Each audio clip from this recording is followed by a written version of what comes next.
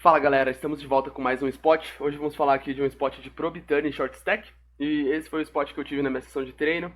Eu probei cerca de meio pot, o solver falou que não era um bet, que era um check. E aí eu fui dar uma investigada nessa situação e eu vou compartilhar aqui nesse vídeo com vocês o que eu descobri.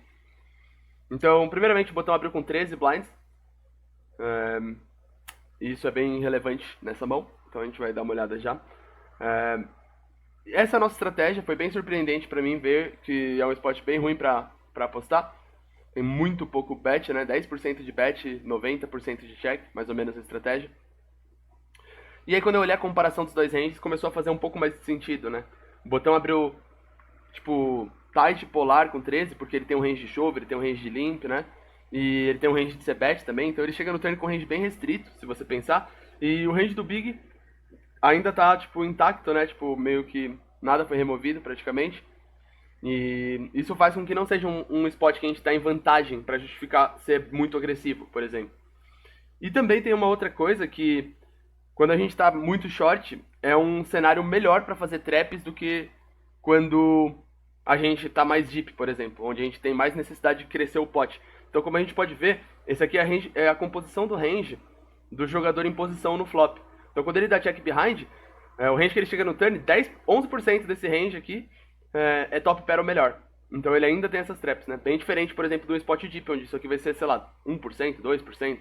A gente pode também dar uma olhada. Então, a gente está jogando contra um range restrito, a gente tem um range enorme.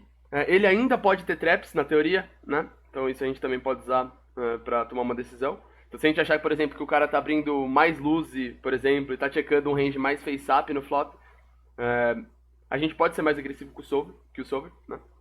Com certeza.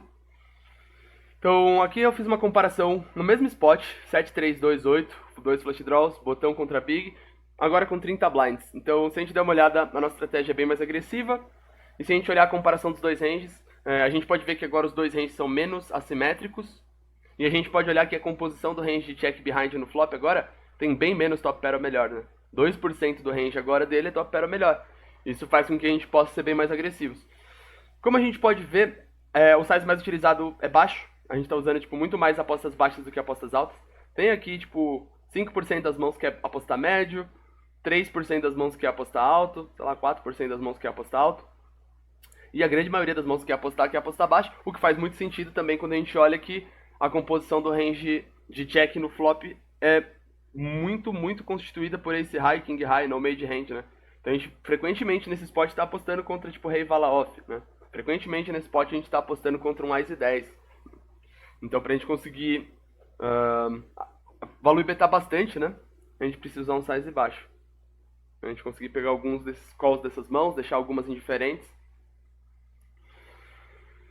Outra coisa também que dá pra gente olhar aqui é que mesmo nesse caso de 30%, que a gente tem um range decente de probe, vamos dizer assim, a gente pode ver aqui que o topo do nosso range está mixando o trap, né? Então a gente está indo para double check, para dar check raise aqui, com top pair ou melhor.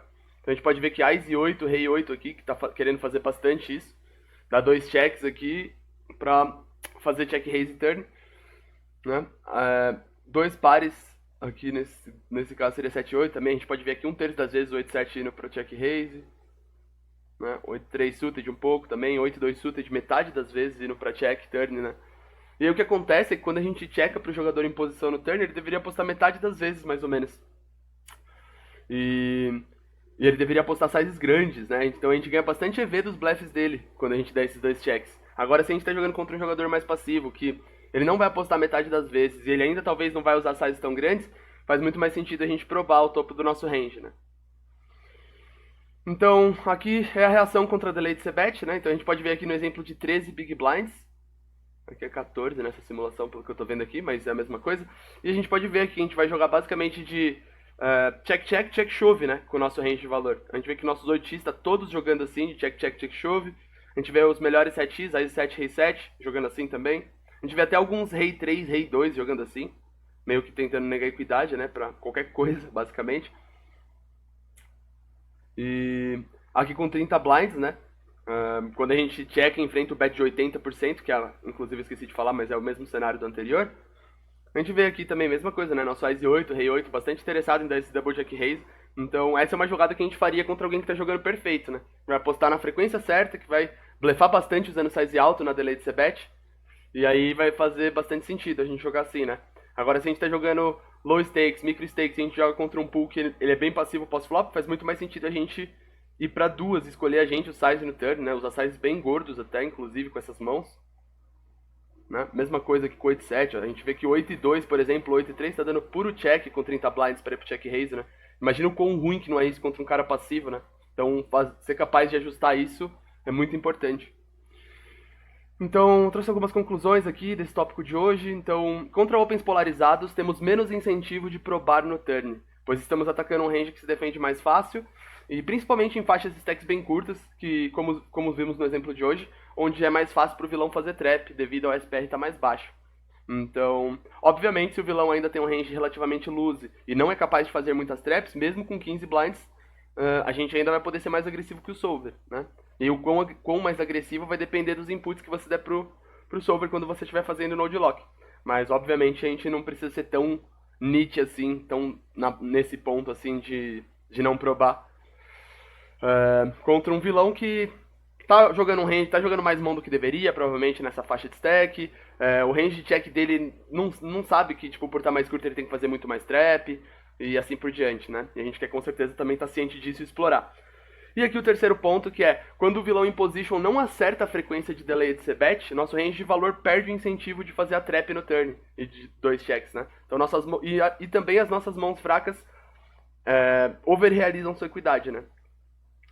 Então, um exemplo, uma mão que... Deixa eu ver se eu consigo visualizar um exemplo aqui nos slides que a gente já tinha.